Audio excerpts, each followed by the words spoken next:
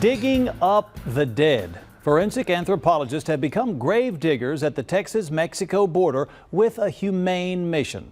They want to ID the bodies of undocumented immigrants and bring closure to families of the lost. Eyewitness News border correspondent Oscar Margain has the story of history and healing. In this Rio Grande City cemetery, the dead are being disturbed as unidentified bodies are being exhumed. Well, these are the people that do it all.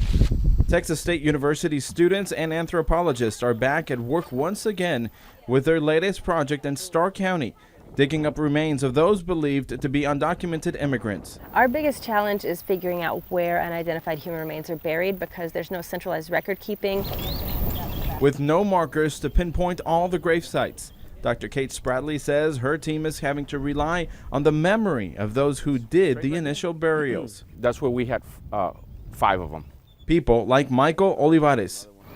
There's no medical examiners in Starr County, so funeral homes are rotated, and they're the ones that go out to either to the scene or the house call or a hospital, wherever we get called, that's where we go. Olivares has helped county officials handle these cases for more than 20 years.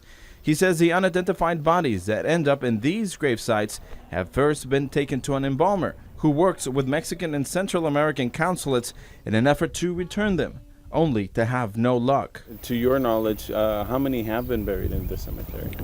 I can't remember but there's a couple of them here. Over 20 sets of human remains, he says. In this round of exhumations, only 10 bodies were recovered. That adds to over 200 since the initiative began 4 years ago. There's probably unidentified human remains buried in small areas throughout the cemetery that we may never find. Those that are found are taken to the university lab in San Marcos for identification and data collection.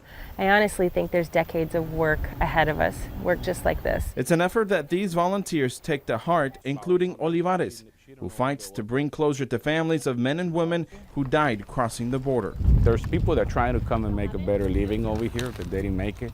So you kind of feel sad for them, especially when you find someone young also. Those are the ones that do hit you hard. As you can see, uncovering the unidentified bodies here remains an unfinished task. But anthropologists say they will return in the winter to get the job done. They also say there's about a dozen or so left to be exhumed in this cemetery alone. In Rio Grande City, on the Texas-Mexico border, I'm Oscar Margain reporting.